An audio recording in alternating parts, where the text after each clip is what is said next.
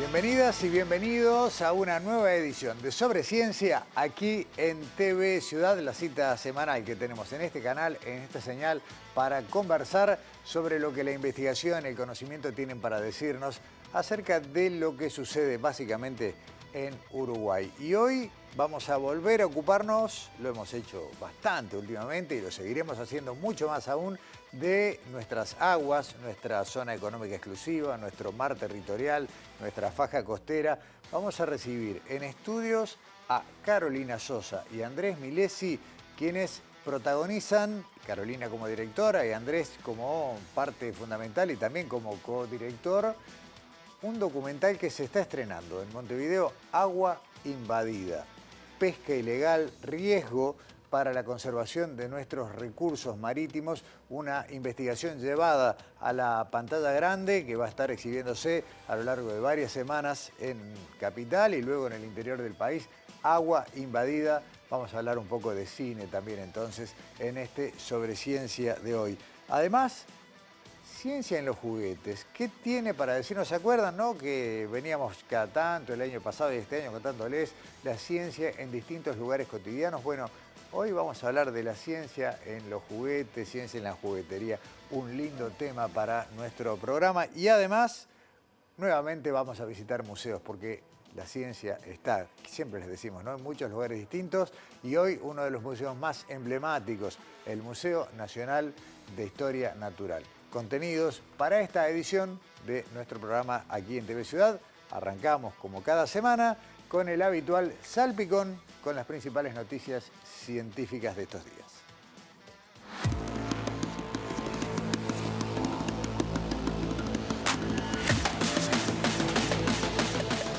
Un estudio publicado en la revista The Lancet para la región de las Américas analizó casi 60.000 muestras de bacterias en 12 países de América del Sur y encontró que más del 80% tenía genes que las hacen resistentes a medicamentos que los médicos usan cuando otros ya no funcionan. Estos antibióticos se conocen como carbapenémicos y se usan contra infecciones muy graves provocadas por bacterias que usualmente causan infecciones en los hospitales y pueden afectar diversas partes del organismo. Los autores del estudio consideraron que el aumento de la presencia de bacterias resistentes compromete la eficacia de los tratamientos, que dificulta la recuperación de los pacientes y genera desafíos para los sistemas de salud.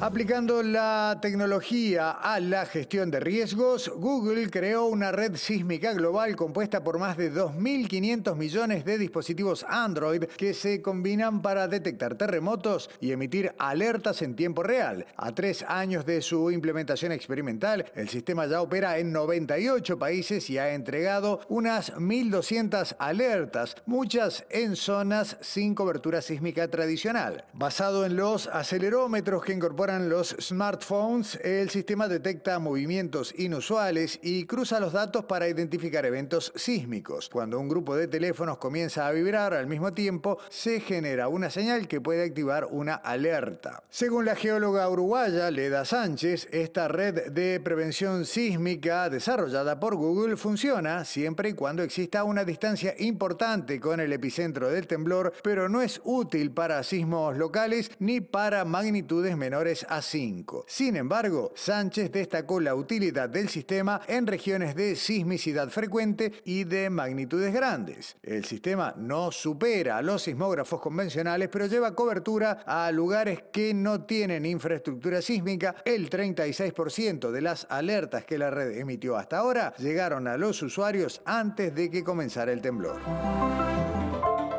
Se dio un nuevo paso en la conservación del venado de campo al realizarse el traslado exitoso de 5 ejemplares desde la estación de cría de fauna autóctona del Cerro Pan de Azúcar hacia el bioparque en Bopicuá, en el departamento de Río Negro. La medida apunta a crear una población satélite de este animal autóctono, busca reducir los riesgos de consanguineidad en la actual población que habita en Pan de Azúcar y cuenta con el aval de la Dirección Nacional de Biodiversidad y Servicios Ecosistémicos del Ministerio de Ambiente y también el respaldo científico del Instituto Clemente Estable. El venado de campo, emblemático de los pastizales del Cono Sur, ha visto reducido su hábitat natural por actividades agropecuarias y fragmentación del ecosistema. Proyectos como este son claves para preservar su presencia genética en el país.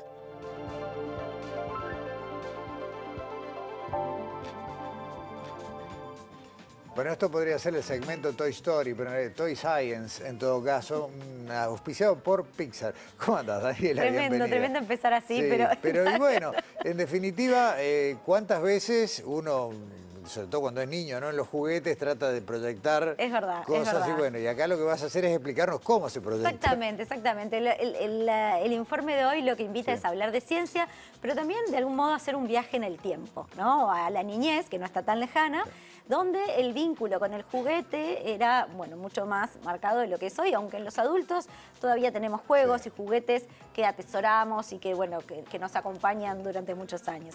En esto de ciencia en lugares, que tú ya lo adelantaste, siempre tratamos de encontrar esa cuestión, ¿no? Lo científico detrás de lugares donde en general no asociamos directamente con la ciencia. Y en este caso vamos a ir a la juguetería, o mejor dicho, a un mejor lugar. Vamos a ir al Museo del Juguete. El museo que se llama El Juguetero, en realidad, que es un museo muy lindo que hay en Montevideo, del que vamos a hablar en un ratito. Bien. Pero vamos a hablar primero de ciencia. Vamos a hablar de la ciencia que hay detrás de los juguetes. ¿Hay ciencia detrás de los juguetes? ¿Qué tipo de ciencia hay? Y aclarando una cosa, Dani, que no es que estemos hablando de esos kits que vienen para que los niños hagan sus primeros experimentos. No es el juego de química, exactamente. Sí. Aunque también tiene Podría química, ser, ¿no? Sí. tiene ciencia también este tipo de juguetes. No, vamos a hablar del juguete tradicional, ¿no? Y el juego, el juguete y el juego, las dos cosas en este vínculo con la ciencia. Y para eso, por supuesto, como siempre, invitamos a alguien que sepa.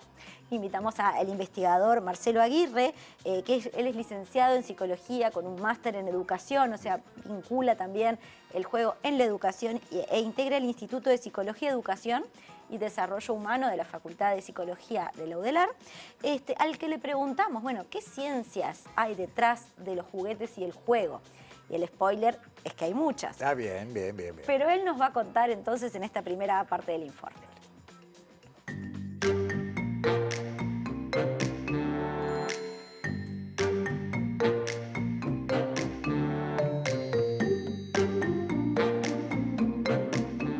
Estamos acá en el Museo del Juguete y hay mucha ciencia detrás de los juguetes, mucha más de la que pensamos, pero podemos pensar en la psicología, podemos pensar en la historia, podemos pensar también en la psicomotricidad, en la educación física, en la antropología. Con el paso del tiempo, del siglo XX en esta parte, podemos pensar que la ciencia ha puesto el ojo en los juegos y en los juguetes.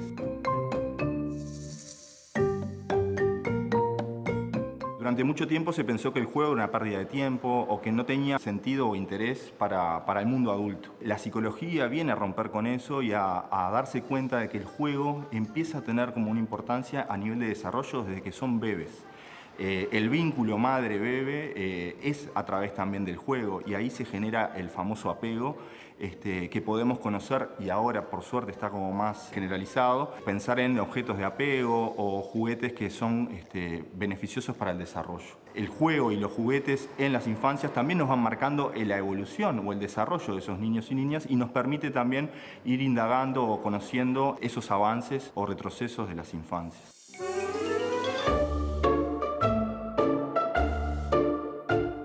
A través de la antropología o de la historia podemos pensar que los juegos y los juguetes especialmente tienen mucho para decirnos sobre representaciones de la cultura, de los materiales que habían en el medio, de la importancia que se le daban a algunos juegos o a algunos temas. A nivel de desarrollo, la neuropsicología y la neurología también tienen mucho para decirnos, la neuropediatría, porque el desarrollo del cerebro no se termina al nacimiento, sino que dura mucho tiempo más. Y ahí podemos pensar en procesos mentales que se juegan o que se ponen en juego a la hora de jugar. Podemos pensar en la abstracción, en la anticipación, la incorporación de reglas también, la frustración, la creatividad, la abstracción y el proceso simbólico que refiere a jugar a algo como los adultos. En otros momentos se pensaba que el juego y el juguete era en la educación momento de patio, ¿no? Momento de recreo donde se descargaba y después se aprendía por fuera de estos insumos o mediadores. Por suerte, la psicología y otras ciencias han dicho no hay aprendizaje sin deseo y ese deseo también es motor a partir del juego y la jugabilidad. Cada vez más hay juegos que tienen una orientación educativa y que buscan hermanar juego, educación, aprendizaje y deseo. También podemos pensar en juegos que no tienen necesariamente que tener un objeto o que los objetos son muy escasos. Pensamos en juegos tradicionales como la rayuela, juegos de ronda, el elástico, y ahí podemos pensar que otras ciencias están por detrás, además de la psicología, ¿no? Podemos pensar en el esquema corporal y a través de la psicomotricidad y cómo dominamos y vamos desarrollando nuestro dominio del cuerpo. Podemos pensar también en la educación física.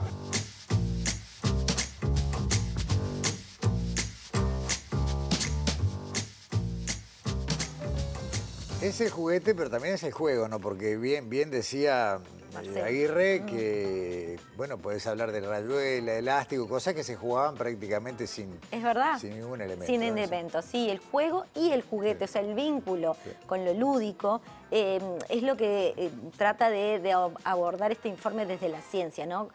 La psicología detrás del juguete y del juego. Pero como decía Marcelo, la historia, la antropología, la neurociencia, la psicomotricidad, la educación, un montón de ciencias vinculadas a este vínculo humano y el juguete, ¿no? Que es lo que abordamos entonces en esta primera parte. Y en la segunda, por supuesto, conversamos sobre que aun cuando hay dinámicas y motivaciones que se vinculan desde hace tiempo con el juego, como la rayuela, que no cambia, hay de verdad muchos juguetes que han cambiado.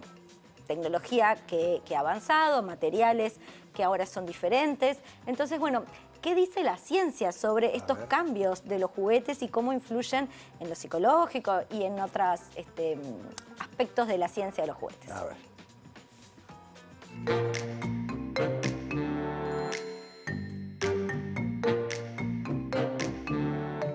Si bien los objetos, los juguetes han cambiado mucho, también podemos encontrar que hay juegos que se repiten a lo largo de la historia de la humanidad. Lo que sí podemos pensar es que el juego ha cambiado en cuanto a la posibilidad de acceso, materiales, tecnologías que nos permiten tener mayor cantidad y mayor diversidad de juegos.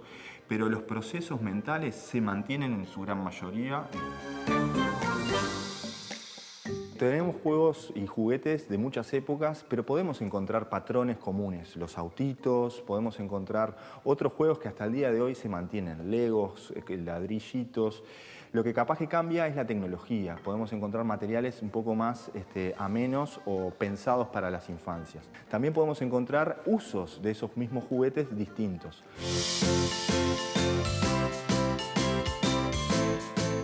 Acá en el Museo del Juguete podemos encontrar muñecas escribiendo en máquinas de escribir o cajas donde está pensado la cocina para únicamente mujeres o niñas. Hoy por hoy las muñecas sigue siendo un objeto muy valioso en las infancias, pero también es verdad que hemos roto, por suerte, o estamos polemizando un poco más esto de para quiénes son los juguetes. Los juguetes no tienen género y lo que se desarrolla ahí podemos pensarlo en modelos de crianza. También si lo queremos pensar a través de la historia, de la sociología y las representaciones sociales que se ponen en juego, podemos pensar, bueno, ¿qué lugar tenía lo bélico? Los indios y los cowboys o los soldados mismos y en la época en la que estaban insertos. Hoy por hoy es más difícil poder pensar estos juegos bélicos que buscan armas o que tienen otras connotaciones en el día a día. Si bien siguen estando, está más en el tapete, bueno, qué impactos o qué implicancias tiene y a qué estamos jugando y qué estamos aprendiendo.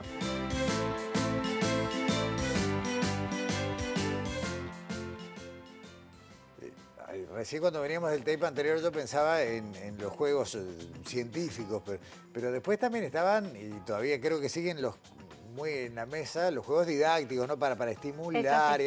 Pero acá estamos hablando del juguete. Del juguete para jugar, claro, ¿no? El juguete para jugar. Sin dobles intenciones. Totalmente, claro. Totalmente. Sí, en el medio, como decía Marcelo, desarrollás, hay un desarrollo la parte más del neurodesarrollo, Claro. digamos, de las personas, ni que hablar que eso también es parte del juego. Pero estamos hablando del juguete, y creo que en las imágenes todos encontramos algún juego Sí. de esos con los que nosotros jugábamos de niños. Sí, jugaba mi padre. Y nuestros padres, para hacernos los jóvenes, pero verlo en un museo es interesante entender la dimensión, ¿no? Pero déjame terminar este informe, primero contándoles lo del Museo del Juguetero y después obviamente agradeciendo el espacio que nos dieron para filmar esta nota. El Museo El Juguetero realmente vale la pena visitarlo. Es un museo que tiene un par de años en Uruguay, que es un museo privado y fue creado por un coleccionista de juguetes, ¿no? Que tiene en su acervo es de más de 25.000 juguetes, que hace un extracto de esa colección completa y los expone en este museo, alrededor de 2.500, que va rotando para poder mostrar todo su acervo. O sea que cada tanto vale la pena ir para encontrar jugar algo otra cosa, diferente. vas a jugar otra Claro. cosa. Está perfecto. Ahí está. Bien. Pero es interesante, el creador es Eduardo Balduccio. Como te decía, hay más de 2.500 juguetes en exposición, aunque tiene 25.000 en total. Hay juguetes de fines de 1800, hay juguetes del siglo pasado, hay juguetes de la industria uruguaya del juguete, donde realmente se notaba esa producción local de los juegos y los juguetes. Y vamos a contar que el museo está en la calle 25 de Mayo, casi 230, tenemos la información seguramente en pantalla, cerca de la peatonal Pérez Castellanos. Claro. Está abierto de martes a viernes, de 10 de la mañana a 5 de la tarde, y los sábados de 10 de la mañana a 4 de la tarde. Tiene un costo de entrada, pero para los mayores de 12 años. Y ofrece visitas para escolares, que se pueden agendar y pedir más información en el teléfono que figura en pantalla, y tienen un Instagram donde pueden encontrar más información. Y bueno, entonces queremos agradecer a Eduardo Balduccio y a su hija Estefanía, que es la directora del museo. Bien. Y que nos permitió no solamente recorrer, hacer este viaje en el tiempo, sino filmar a Marcelo allí y contarles esta ciencia detrás de los juguetes. Excelente, Dani. Bueno, muchas gracias y nos vemos la semana que viene. Hasta la semana que viene. Pausa en Sobre Ciencia. A la vuelta, de alguna manera hay una conexión porque vamos a seguir en museos totalmente distintos, y ahora sí, la ciencia en el Museo Nacional de Historia Natural.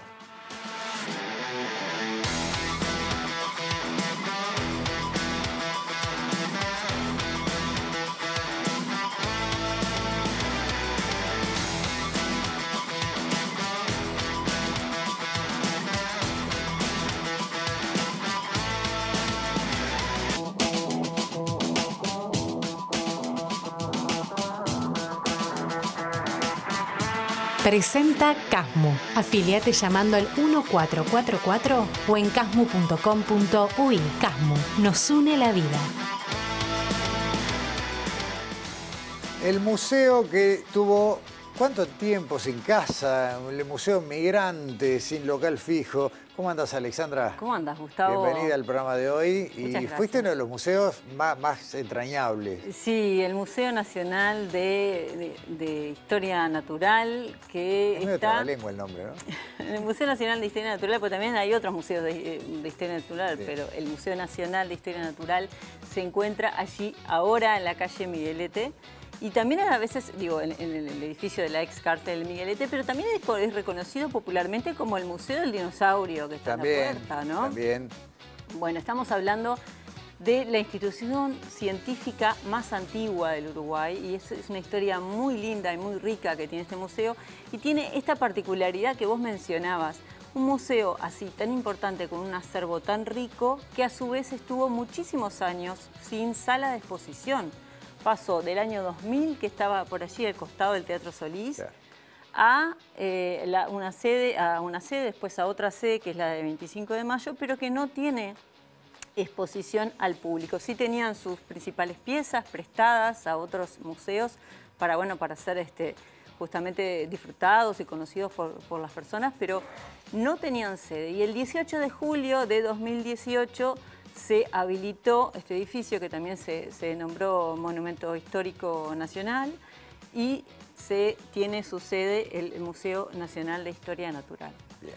Es una historia muy rica, es un museo muy importante y tiene algo muy particular también, y es que sus colecciones, sus principales colecciones, están en la sede 25 de Mayo, claro, de la calle 25 de Mayo, donde está la biblioteca, que tiene también una riqueza en sus volúmenes y en su historia, que es muy importante, y está en un proceso de transición de mudanza allí a la sede de la calle Miguelete, donde sí hay 2 salas de exposición. Bien, y en bueno, Miguelete hay cierta capacidad de contener esos archivos, esos lugares de depósitos y demás con mejores condiciones que en el local de 25 de Mayo. Claro, está en proceso de mudanza, y cuando eso se cumpla, lo bueno es que este museo va a tener por primera vez en sus 180 años de historia una sede propia, y también va a ser un hito en la historia de este museo. Nosotros hablamos con Javier González, que es el director del museo, que nos cuenta la rica historia de este lugar y qué podemos encontrar en él.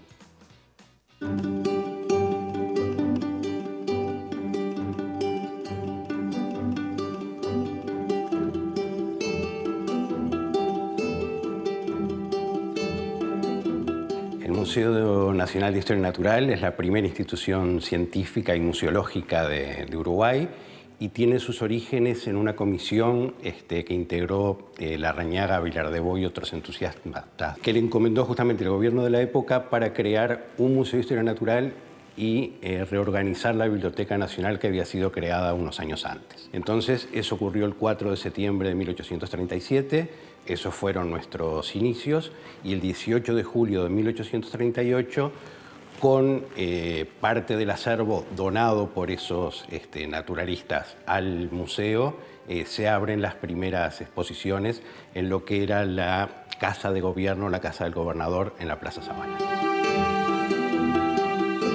Las primeras exposiciones que tuvo el museo formaban parte de las colecciones privadas de esos primeros naturalistas, y algunos ejemplares que hoy por hoy seguimos conservando en nuestras colecciones, por ejemplo, de un naturalista francés, Arsène Isabelle, que tenemos muestras en el herbario del museo, que son desde ese año de 1838.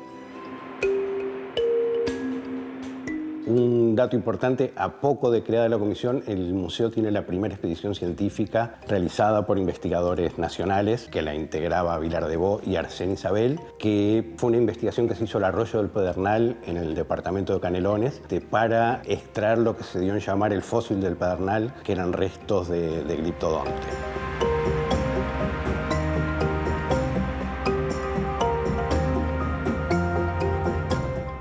Bueno, el museo es el principal repositorio de información primaria en biodiversidad del país, constituido por sus colecciones científicas. Abarcan las áreas de geología, paleontología, botánica y zoología. Dentro de este último grupo, las colecciones zoológicas, están representados de acuerdo al grupo zoológico que las integra. Entonces, en ese sentido, hay colecciones de anfibios, de reptiles, de aves, de mamíferos, de insectos, de peces.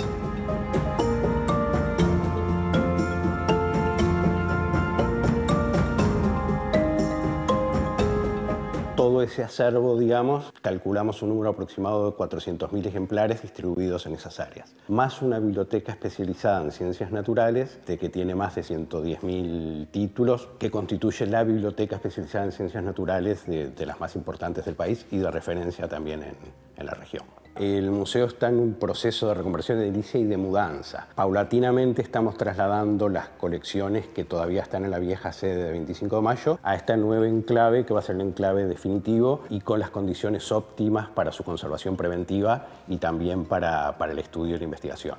En ese sentido, 3 de esas colecciones ya están en esta nueva sede, que son las colecciones de peces, de moluscos y de otros invertebrados, ya con condiciones de trabajo y de conservación que realmente son, lo decimos con orgullo, condiciones de primer nivel para lo que son los museos regionales.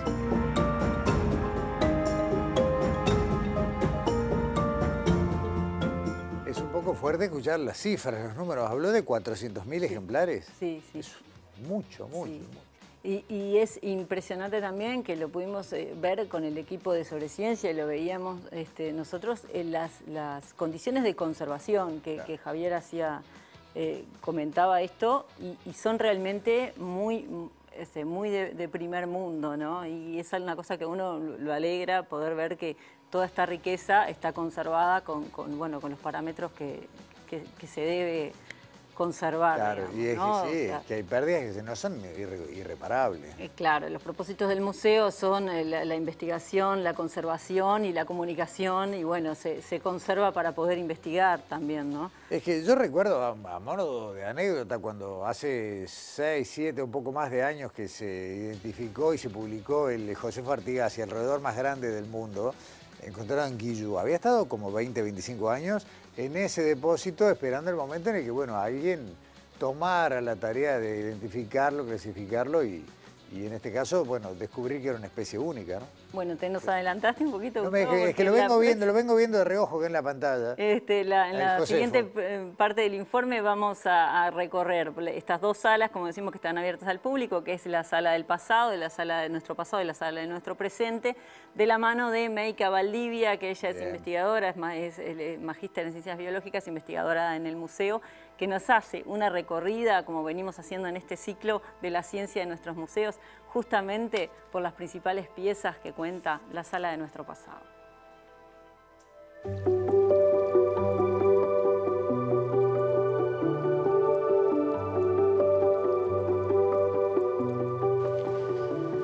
Bueno, estamos en la sala de nuestro pasado, de la exposición del Museo de Historia Natural. Esta sala busca mostrar el registro del pasado, de la fauna que existía en el territorio que antes era Uruguay. A través del registro fósil, que es la evidencia de los seres vivos, de la fauna y de la flora que podemos encontrar en el territorio, buscamos mostrar un poco de cómo eran esos ecosistemas, de cómo era esa fauna que habitaba antes el territorio uruguayo. Es un cráneo de un roedor gigante. El material original, que es el que se encuentra de color amarillo, fue encontrado en Barrancas de Quillú, en San José. Todo lo demás, lo que está en gris, es estimado a partir de diversos cráneos que se encuentran de roedores en la colección. Y este ejemplar fue encontrado por un paleontólogo aficionado hace algunas décadas y donado a la colección del museo para poder estudiarlo. Paleontólogos del museo lo estudiaron y se dieron cuenta que se trataba de un cráneo de roedor gigante y que había sido una de las especies más grandes que existió en la Tierra. Este roedor gigante vivió hace 4 millones de años, muy parecido a un carpincho actual, pero de tamaño mucho mayor. Las estimaciones dicen que pesaba más o menos 500 kilos. Esta especie fue nombrada como Josefo Artigasia monesi, en honor a José Artigas, ya que este tipo de animales se encuentran solo en Uruguay y, como les digo, pertenece al grupo de roedores más grande del mundo. Esta mandíbula es la hemimandíbula izquierda de una ballena fin, que se encontró en Ciudad Vieja en 1892. En esa época el museo ya estaba funcionando y cuando encontraron esta mandíbula, al tratar de arreglar algunos cimientos, es por eso que tiene algunas marcas como de pico, la donaron al museo. Es evidencia de la última gran ingresión marina. Es una especie que vive hoy en día en Uruguay. Si nos vamos un poco mar adentro, vamos a encontrar esta especie, vive hoy en día, así que no es un fósil, pero sí es una especie que vivió hace más de 6.000 años, cuando el mar tapaba la tierra, lo que hoy en día es la Ciudad Vieja. Bueno, acá tenemos un esqueleto completo, una réplica de un esqueleto completo de un gliptodonte. Los gliptodontes son del grupo de las mulitas, son mamíferos del grupo de las mulitas, que vivieron en la época de la era del hielo, hace más o menos 20.000 años antes del presente. Este animal es una réplica del esqueleto. ¿Por qué? Porque para poder encontrar, no se encuentran en general esqueletos completos, entonces a partir de saber cómo es el esqueleto, cómo es el cráneo, cómo es el caparazón y todo su esqueleto, es que se genera esta réplica. Este animal tenía un caparazón compuesto de placas óseas, de placas de hueso, que le daba protección. Era un animal herbívoro, así que sabemos que no necesitaba cazar, por lo que su cola, que tenía unas púas bastante prominentes y es bastante robusta, seguramente también la usaba para la defensa.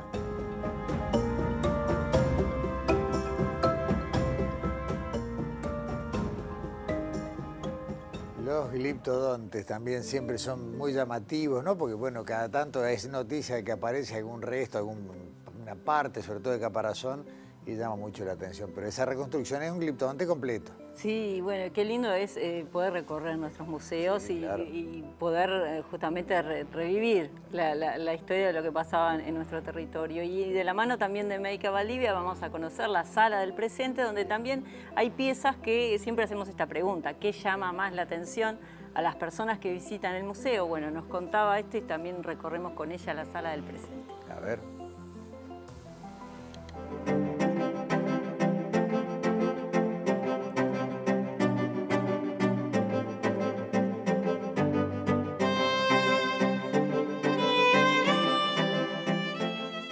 En la sala de nuestro presente. Con esta sala buscamos mostrar un poco los ecosistemas, los ambientes presentes en nuestro país actualmente. Y elegimos mostrar en cada vitrina un poco de la fauna que se puede encontrar en esos ecosistemas.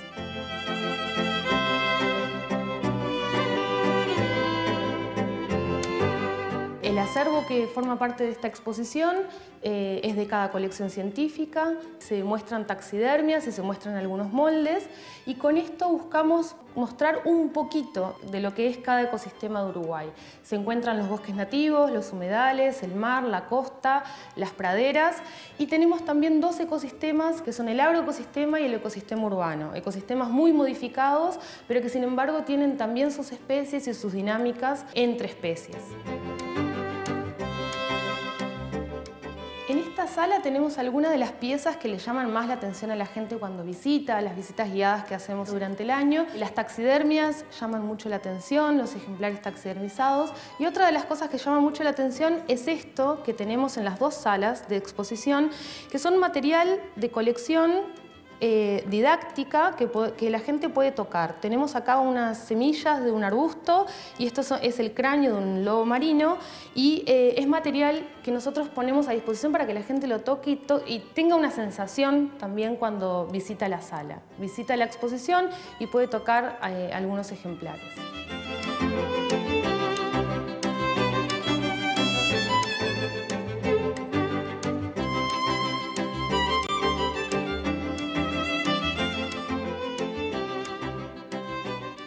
No hay ningún museo al que no valga la pena ir. Todos están buenos, todos son entretenidos, todos tienen algo. Pero este, todos tienen mucha ciencia. Claro, pero además como este es de los más nuevos, ¿no? Creo que debe ser el penúltimo museo que se inauguró. Después de él vino el Museo del Sitio de las Huellas de Dinosaurio, que hay que ir en Tacuarembó. Pero tiene ese atractivo, ¿no? de piezas históricas, pero en un lugar muy renovado. Sí, y vamos a contar a la gente los horarios. El museo está abierto al público de miércoles a sábado de 13 a 19 horas y domingos de 11 a 17. Está en Miguelete 1825. La entrada es libre y gratuita para ciudadanos uruguayos y extranjeros residentes en Uruguay. Y podemos ver en pantalla para hacer visitas guiadas y consultas la dirección de mail visita.mnhn@mec.gov.uy. Muy bien, hay que ir. Para eso están los museos. Gracias, Alexandra. Hasta la semana que viene. Nueva pausa en Sobre Ciencia y nos vamos al mar. No se vayan.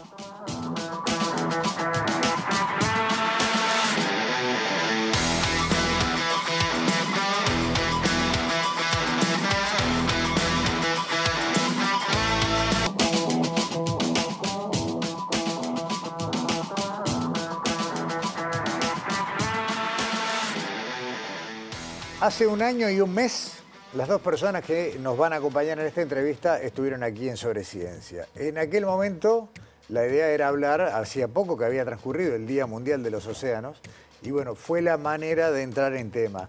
Es divino poder recibirlos y decir, bueno, todo lo que se anunció que venía en ciernes en aquel momento está hoy realizado, está en pantalla, incluso porque se anunciaba, y ahora vamos a hablar de eso, un documental. No es tan divino lo que refleja ese documental, la realidad que nos debe sacudir en algún lugar. Pero lo importante es festejar porque la obra se llevó adelante y está en pantallas, así que para hablar de Agua Invadida, le quiero agradecer muchísimo a Carolina Sosa, la directora, a Andrés Milesi, coproductor y además integrante de la ONG Mar Azul Uruguayo y demás. Gracias por estar nuevamente en Sobre Ciencia. Gracias a ti por invitarnos de nuevo.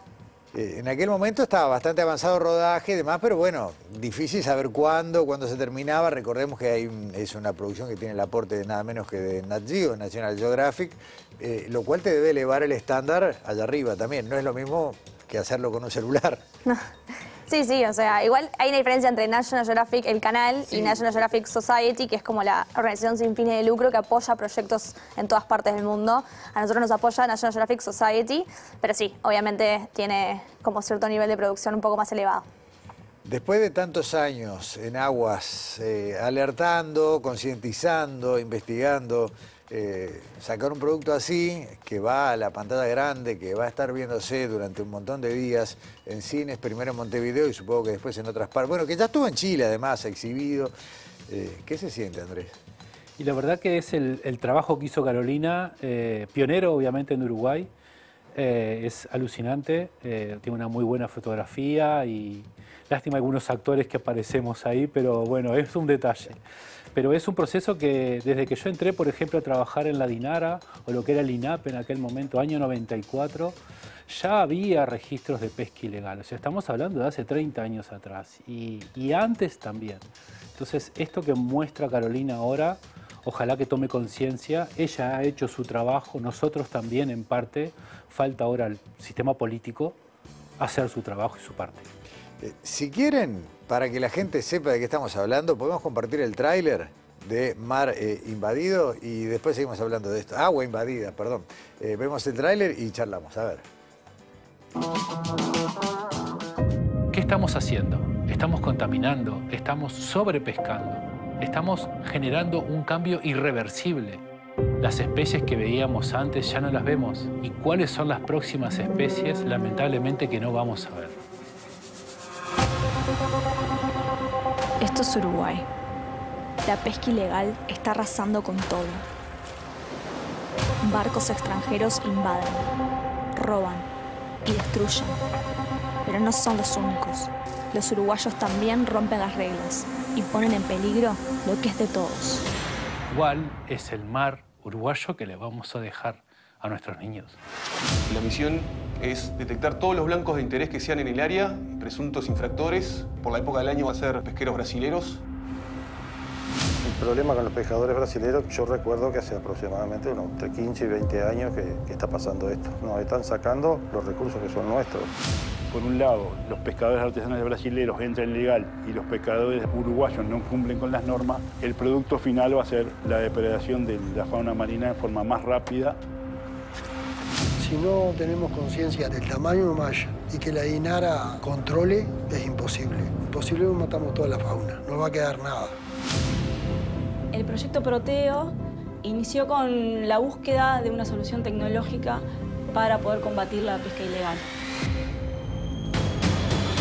La idea de nosotros con Andrés es tratar de presentar un proyecto para modificar la ley sobre la pesca ilegal que se vuelva un delito. Tenemos que tener respaldo jurídico sobre la pesca ilegal, que deje de ser una falta y sea un delito. Por primera vez, llevaremos las evidencias hasta lo más alto y vamos a intentar convencer a quienes tienen el poder de cambiar esta realidad que lo hagan de una buena vez.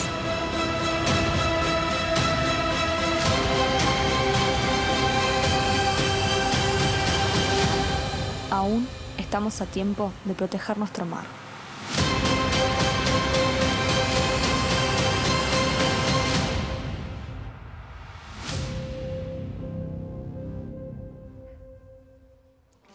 Uno puede pensar que hay términos medios tremendistas, pero es la verdad. O sea, esta pesca sin control arrasa. Por supuesto. Sí, no solamente el pescado que se llevan, obviamente cuando vienen a pescar, sino también otras cosas que se llaman los corales, los fondos. La pesca de arrastra siempre con los fondos. Entonces no es solo el pescado que se llevan, sino el pescado que no viene después porque no tiene dónde comer. Y además no son solamente pescados. Estamos hablando de que es fauna que se llevan también como delfines, tortugas, lobos, tiburones, rayas. Que aparte se habla de la devolución. Pero en realidad cuando una red llena de todo lo que salió del agua, hasta que encontrás lo que no va, ya se murió. Totalmente, porque además llega el problema de la presión, ¿no? Claro. Estamos sacando un bicho que estaba a 200 metros, lo subís a superficie y hay un proceso fisiológico, claro, que los mata. pero no solamente lo que menciona este documental es la pesca ilegal, no declarada, no reglamentada de los extranjeros que vienen a Uruguay, sino también de los uruguayos. Y los uruguayos también tenemos que hacernos mea culpa. ¿Tenemos pesca ilegal nosotros propia? Sí, claro. Sí, obvio. ¿Qué sería pesca ilegal por barco de bandera uruguaya? Bueno, básicamente cada pescador tiene un permiso, ¿no? O sea, legalmente tenés que tener un permiso de pesca y ese permiso te autoriza a pescar en cierta cantidad de millas de la costa, por ejemplo, y con ciertas artes de pesca y en ciertos lugares. Entonces estos pescadores nos cuentan, por ejemplo, que ya no encuentran el pescado en las 15 millas autorizadas, por ejemplo, y se tienen que ir a 60 millas. Ya eso es infringir la ley porque tu permiso no te lo permite. Pescan con mallas tamaño 8, cuando tienen que pescar con tamaños más grandes, porque la DINARA te indica qué tamaño de malla tiene que tener, porque ¿qué pasa? Cuanto más chico el tamaño de malla, pescado más chico vas a agarrar, por lo tanto es pescado que no le diste tiempo que desove, entonces no se está reproduciendo. Está depredando. Exacto, básicamente eso. Y bueno, por ejemplo eso, utilizan mallas que no deben, van a lugares donde no tendrían que estar, por ejemplo pescan especies que están vedadas, entonces bueno, todo eso es parte de lo que los uruguayos también hacen, no solamente barcos extranjeros. Obviamente el documental habla mucho de lo que es la invasión extranjera también a nuestras aguas, pero no dejamos de lado lo que es el propio uruguayo que también infringe las reglas. Yo me quedé de cuando estuvieron el año pasado, me quedé con una frase, que 1 de cada 5 pescados que consumimos es de origen ilegal. O sea, sin hablar de todo el pescado que se va afuera de Uruguay, pero el que llega a nuestra mesa, el 20% es ilegal. Sí, son estadísticas internacionales, pero hay que remarcar que también Uruguay puede llegar a tener esa situación.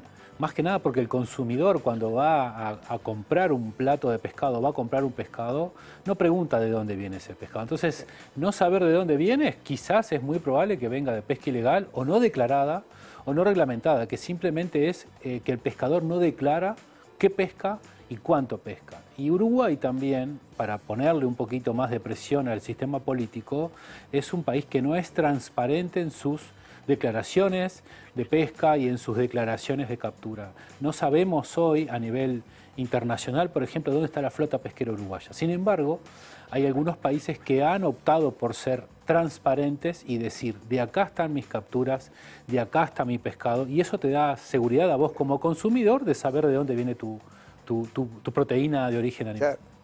Claro. ¿Cuánto aprendiste, Carolina, de todo este proceso? Y mucho. Fue todo casi un año de investigación. Bueno, en realidad mucho más porque vengo desde antes, pero de filmación desde abril hasta enero y después obviamente con toda la edición, trabajando en conjunto con Andrés y Agustín Lobrero, que es el otro biólogo de Mar Azul. Bueno, y hablando con los pescadores, y hablando con la academia, pero también hablando con los políticos. Nosotros fuimos al Parlamento, hablando con los diputados, hablando con las representantes de la DINARA, obviamente con la Armada también, que nos apoyaron mucho, como viendo distintas perspectivas y con otros periodistas también que han investigado un poco sobre el tema. Y bueno, la realidad es que aprendí que además de que es muy grave la situación en la que estamos, o sea, no...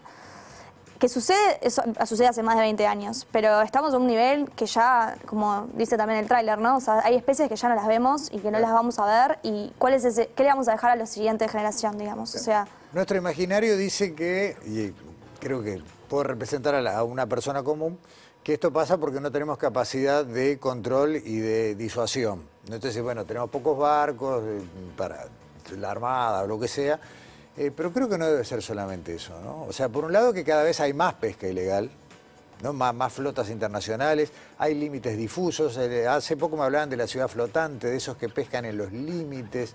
¿Esto no se arregla solamente con una inversión en barcos o sí? No, también hay tecnología que está disponible, muy buena tecnología que no la teníamos hace 20 años. Hoy vos ponés un satélite y podés estar viendo en tu maritorio, en tu espacio marítimo, lo que vos quieras, con una muy buena precisión. De hecho, trabajamos con una plataforma de estas que tiene imágenes satelitales, fotos, con 10 metros de precisión. Entonces, esa metodología, esa tecnología está disponible para el Uruguay, pero falta, nuevamente reitero, una acción política para cambiar la legislación, para darle más poder. ¿Hay que cambiar la legislación? Sí, penas o tipificar la ley o multas que no sean irrisorias. Hoy las multas son irrisorias. Necesitamos multas millonarias que pienses 2 o 3 veces en venir a pescar de forma ilegal al Uruguay. Sí, parte del documental el mensaje es eso, que hay que cambiar la ley de la pesca ilegal, que sea un delito. Hoy es una sanción, entonces pagas una multa y no hay más. Y lo que hablabas de que capaz que ahora hay más, no sé si es que hay más ahora, quizás ahora hay más tecnología para saber que hay más. Capaz que antes eran los mismos o incluso más, porque había más producto para pescar, cada vez hay menos pescado, digamos, en el mar.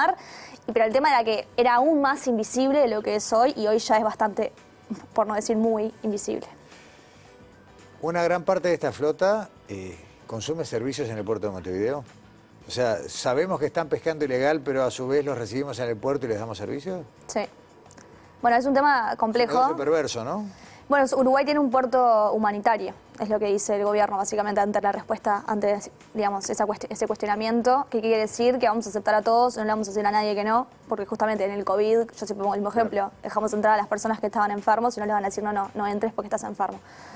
Bajo ese reglamento de que vamos a dejar entrar a todos, no importa qué, vamos a dejar entrar a estos barcos que quizás en otros países ya están bajo sospecha o no sospecha, ya comprobado de lo que hicieron. Claro, pero además, a ver, si lo estamos viendo, digo, esto que vos decís, cualquiera puede poner en un buscador en internet cómo ver un barco, hay varias páginas que tienen información en tiempo real, es impresionante, o sea, yo no sé cuál es legal o cuál es ilegal, pero quien controla lo tiene que poder saber con mucha facilidad. Totalmente, pero además de eso, de esa visualización que existe hoy, vos podés pedirle cuando ese barco va a entrar a Puerto Montevideo, dejarlo entrar, pero mostrame dónde estuviste pescando vos durante los últimos 6 años. Y si tuviste alguna maniobra ilegal, bueno, tomar los recaudos necesarios, ¿tá? Lo que logramos con esto fue, y con la articulación con la Armada, atrapar a uno de esos barcos que cuando entraba a puerto hacía una pequeña acción y estaba pescando ilegalmente en una zona muy rica y muy diversa que tenemos, que es el Banco del Pez Limón, y que ahí ese barco paraba los motores, hacía una pesca para consumo a bordo, no sé, pero es ilegal. Entonces eso se logró detectar, se logró articular y se logró capturar ese barco. Lo bueno es que esa flota que entraba al puerto de Montevideo logró cambiar su accionar y ya no lo están haciendo. ¿Por qué? Porque los estamos vigilando. Claro. Entonces lo que hay que necesitar es un refuerzo nuevamente de las articulaciones entre Armada, Dinara, nosotros, etcétera, la universidad, de lo que sea, y tener una ley más sólida, más transparente, más efectiva. Vamos a volver a tener el año que viene, a partir del año que viene, una licenciatura en oceanografía.